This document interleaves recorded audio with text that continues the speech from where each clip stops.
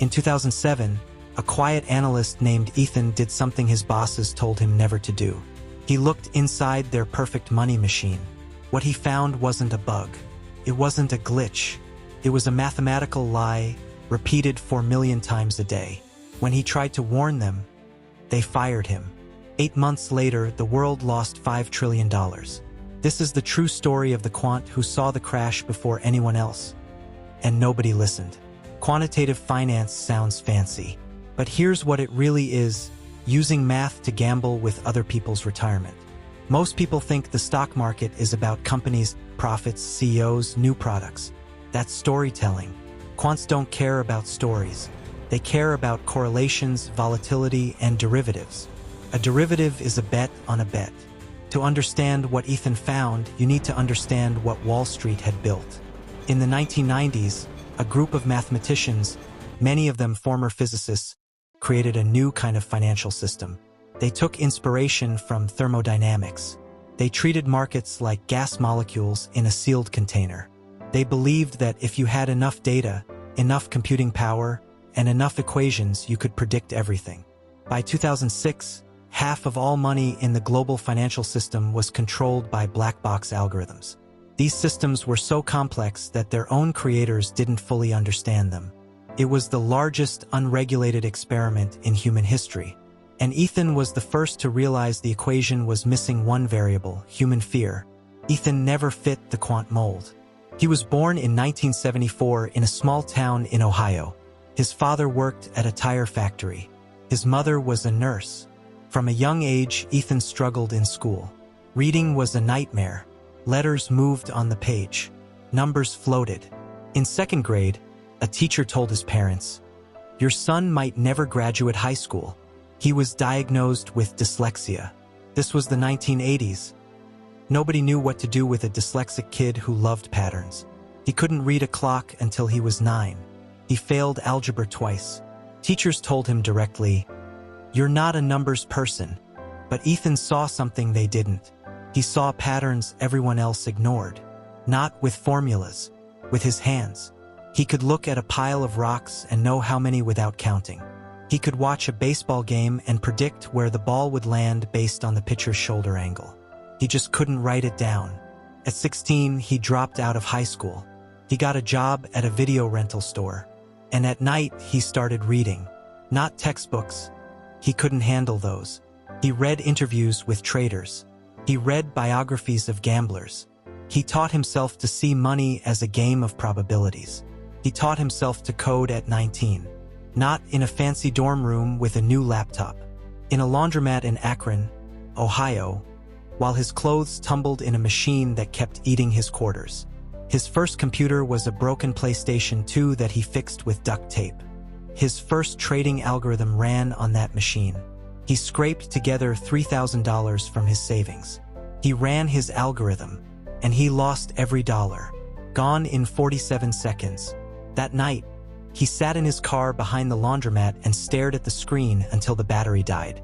He didn't cry. He didn't scream. He just sat there. And then he realized something.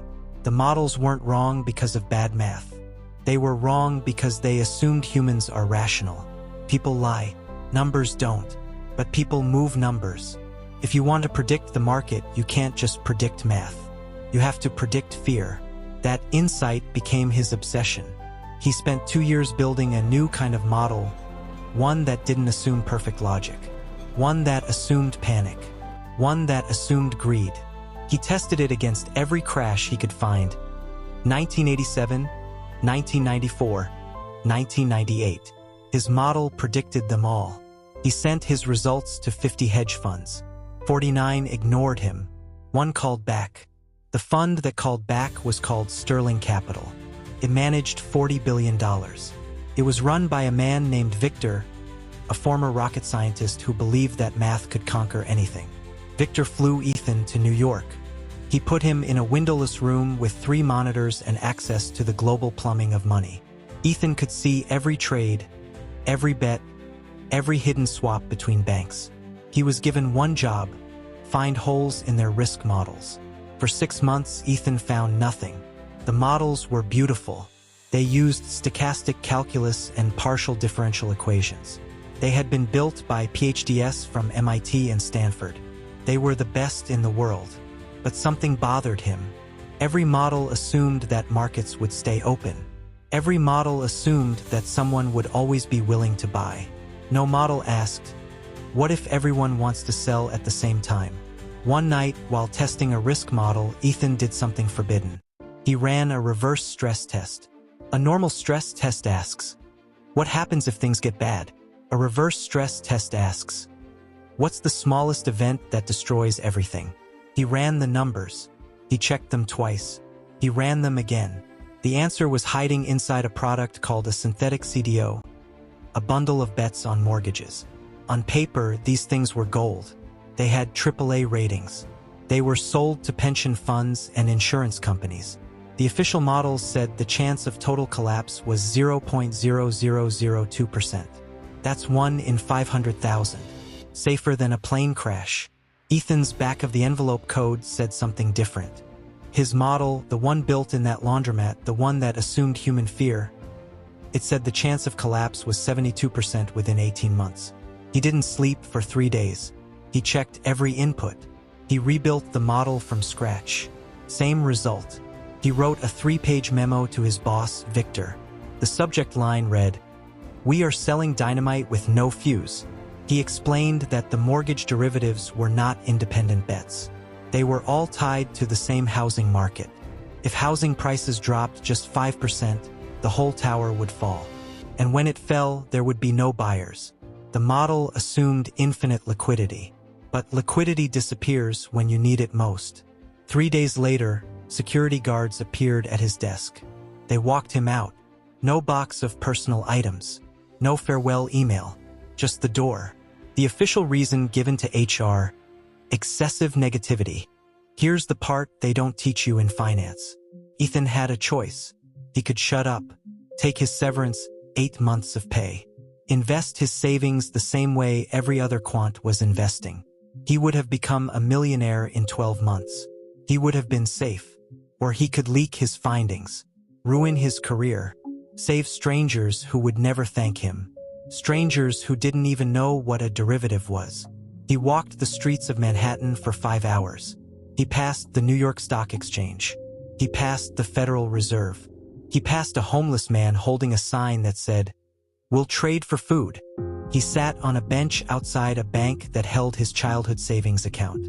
He had $47 in that account. His father opened it when Ethan was born. He made his decision. He found a payphone, yes, a payphone, on 42nd Street. He had saved a journalist's card from a party 6 months earlier. A woman named Laura who covered finance for the Wall Street Journal. He dialed. She answered on the second ring. He didn't give his name. He simply said, "Look at the tail risk in mortgage derivatives. Divide by liquidity, then run." She asked who he was. He hung up. Laura didn't ignore the call. She was a good journalist. She started digging. She found anomalies in the CDO market that no one had explained. She found emails from traders who were terrified. She found internal documents from a dozen funds. For months later, her story ran. The headline, "The Hidden Cracks in the Mortgage Machine." It was published on a Tuesday. By Friday, 2 major funds had frozen withdrawals. They couldn't give people their money back because they didn't have it. The money had been bet on bets that were now worthless. Ethan watched the news from a Starbucks in Akron, Ohio. He had driven back to his hometown the night before. He sat in the back corner with a cold coffee he wasn't drinking. On the TV above the counter, a reporter stood outside a bank where people were lining up. Retirees, teachers, a man in a wheelchair. Ethan cried. Not because he was wrong, because he was right too early, because no one had listened until it was too late, because the people in that line would never know that someone tried to warn them. What happened next is history. In September 2008, Lehman Brothers collapsed. The stock market lost 50% of its value. $5 trillion disappeared. 9 million Americans lost their jobs. 3 million lost their homes. Congress held hearings. They asked, where were the quants? Where were the models? Why didn't anyone see this coming? Ethan watched those hearings from his brother's couch. He still had his old PlayStation 2. He still had his code. He knew that dozens of other quants had seen the same thing, but they stayed quiet, because staying quiet made them rich. Victor, the man who fired Ethan, lost his fund. He lost his house. He now sells insurance in Florida. The journalist Laura won a Pulitzer Prize. She never revealed her source. And Ethan?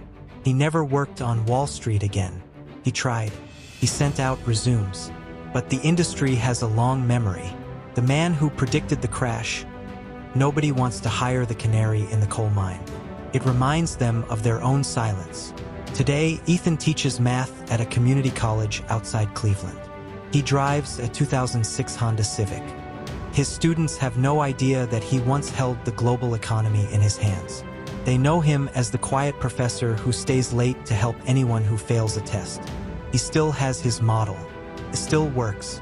Every few years, he runs it against the current market. The numbers are flashing orange again. He's not making any more phone calls. Quantitative finance isn't about making money. It's about measuring how much we're willing to lie to ourselves with numbers. We build beautiful equations. We fill them with Greek letters and PhD pride. And then we forget that behind every decimal point is a person who might panic. Every model is wrong. Some are useful. The most dangerous variable is the one they forgot to include. Your fear, your greed, your certainty that this time is different. Ethan's one request for this story was simple. No name, no fame, no interviews. He doesn't want your thanks. He doesn't want your sympathy. He wants you to remember this. When someone tells you the math is perfect, when someone says the algorithm cannot fail, when someone shows you a graph that goes up and to the right forever, check their bonus first. Because the people who built the money machine knew exactly what they were doing. They just didn't care.